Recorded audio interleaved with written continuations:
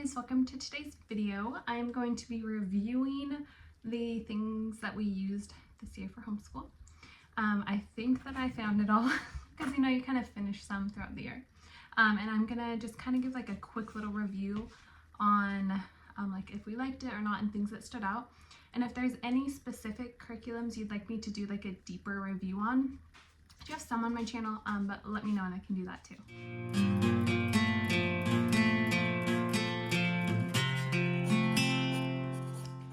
So let's do individual subjects first.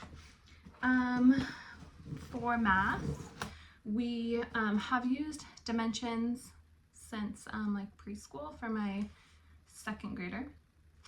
And I think we'll stick with it. It's still something that I'm not like, I don't love reaching for it, but they are learning it really well.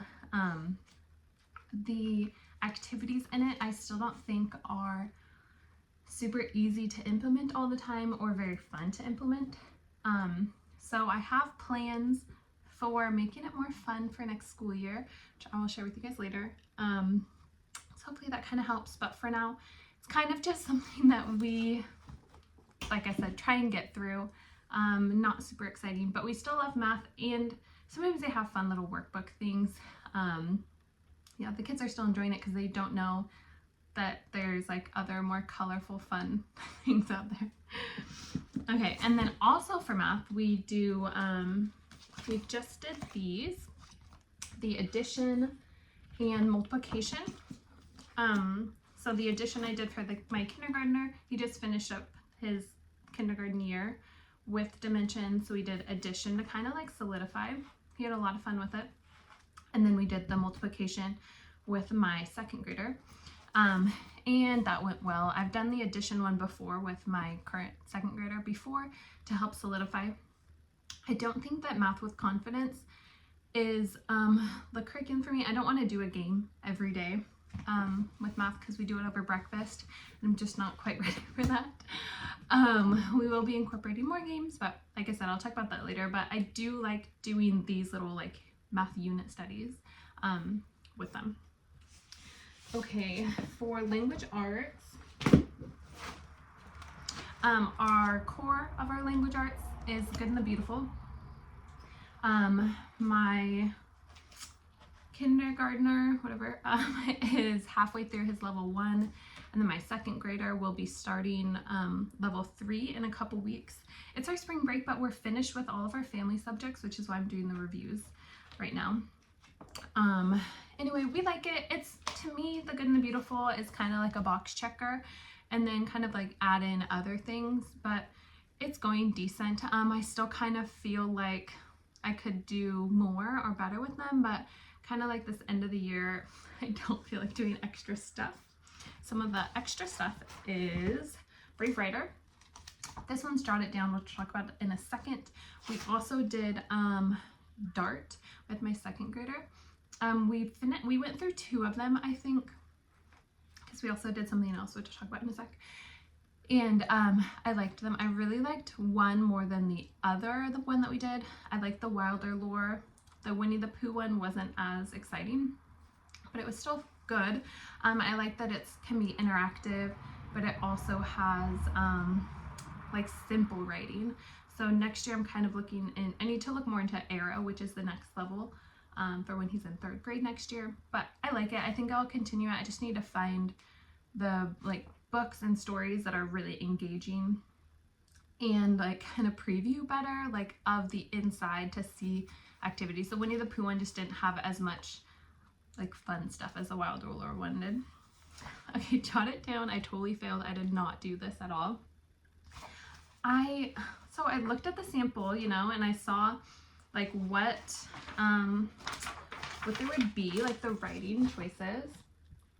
And I thought it sounded so fun. And I was like, I'm going to do so many of these. And then when I got it and actually went through each thing, it just kind of sounded too similar to stuff that we just kind of like already do in our life or already have done.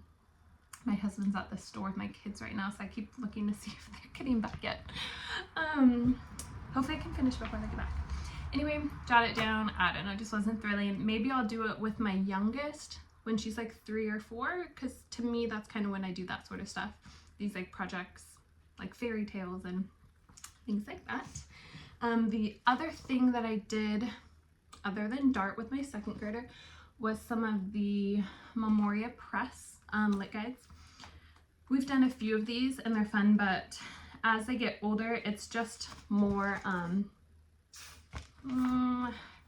like workbooky.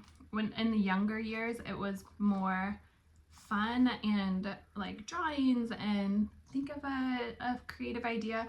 And this is more like vocabulary and a little bit boring. So we haven't stuck with that. I probably won't do that next year. Like I said, the younger years were fun. This one, not quite as exciting. And my 2nd grader, he loves writing. Like he will go and write stories upstairs, like pages and pages for a story, or he researches and he writes his own reports. And we've never had like a report that's like assigned. And so I don't want to make writing boring. And I was noticing that he wasn't having fun with that. And I was like, no, I don't want him to think of this as, you know, not a fun thing. A little bit more. Language arts for individual and then a lot of family. Explode the Code. So normally we use this once a week, sometimes every other week. This year we didn't pull it out at all. They were just really doing good with the Good and the Beautiful. They are like, it's not difficult at all for them anymore. So Explode the Code, I didn't have to pull it out and I probably won't do it next year. And I think that's all language arts. All in the individual language arts.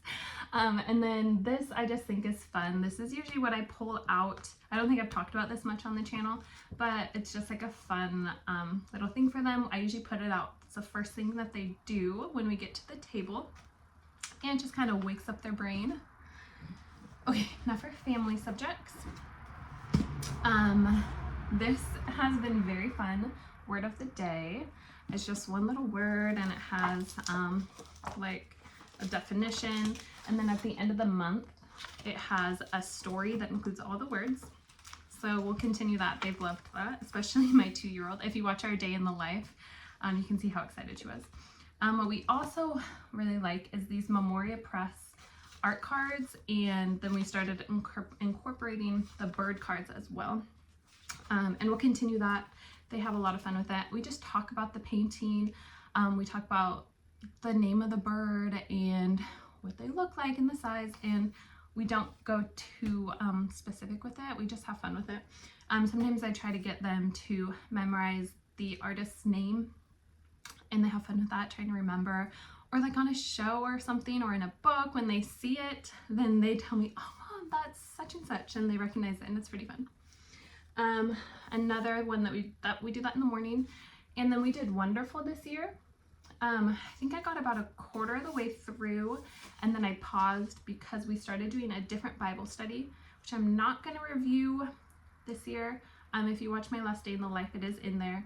But we just started it, and it's more of next year's curriculum, so I'm not going to review it. Anyway, Wonderful, I liked it. It wasn't like very in-depth, which I guess was nice. I think I was expecting a little bit more from it, but I don't know, it was good.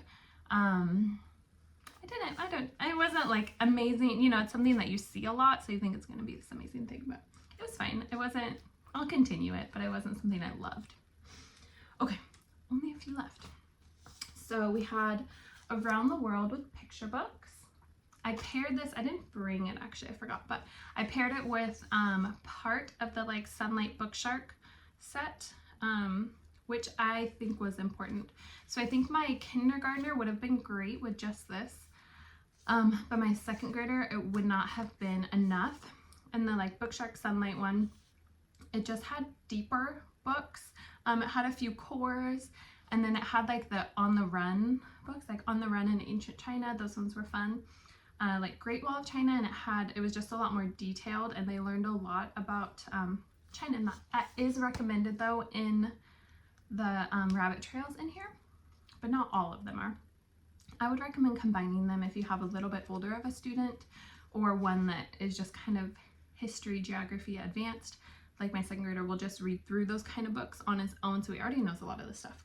but we loved it. We're going to continue with Beautiful Feet. I really like it.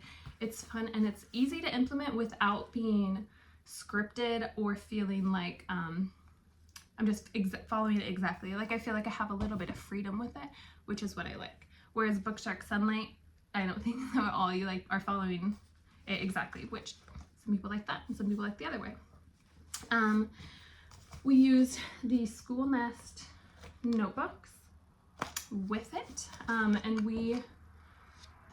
they put in the pictures and then they wrote about it. Sometimes this is my second grader, so he wrote everything. In my kindergartner, sometimes he wrote his own thoughts, sometimes he did copy work, sometimes I wrote for him, but it was fun and they love looking back through it. So when we do Around the World 2 next year, they're going to continue with it, and then they'll just have these cool notebooks of all their stuff. It'll be fun to look back on. Okay, I think the last thing, and oh, there was one other thing. I bought Latin this year and I did not try it. It did from Memoria Press. I want to do Latin, but that one just looks not thrilling. Okay, anyway, last one is the Noeo Physics 1. This was great. It was, I'm not really like science minded, and I'm more math minded, and which you could say they're similar, but science to me is just less exciting. And this was so easy, and they put just like, I like the little things at the end of your experiment that just tell, oh, I guess this isn't the experiment book, but, and it just gives you like a thing to say about what you learned from the experiment, when I'm not exactly sure maybe what they learned from the experiment, but then it's just like a perfect little thing. I love that it's read aloud books and picture books, and they had a lot of fun with it, and the experiments were very easy. I think there were only 1 or 2 for the whole year that didn't work out. I was a little apprehensive because some of the weeks have up to 3 experiments, and I was like, there's no way I'm doing 3 experiments in a week. And we did, and they were easy. They come with that kit, you know, that has almost everything you need. I think I skipped 1 or 2 because it didn't have the it didn't have what we needed, and I didn't want to go get them because that's like my main thing that I don't like doing, is gathering like with a recipe or something. Like I'll cook whatever if I have all the ingredients already. So I think that's basically all that we used this year. We had a great year. It is our spring break this week. But like I said, we're finished with science. We're finished with our like history, geography. So I'm gonna just kind of start doing, we're gonna do regular math still and our language arts and just kind of get ahead. And then I will come out with another video with my summer plans, because I do have fun summer school plans. But yeah, I might not have as many videos coming up because we're kind of have like a school pause. But thank you guys for watching. Make sure to subscribe, and you'll see my summer video and all of my new curriculum that I'll be getting soon. Thank you guys.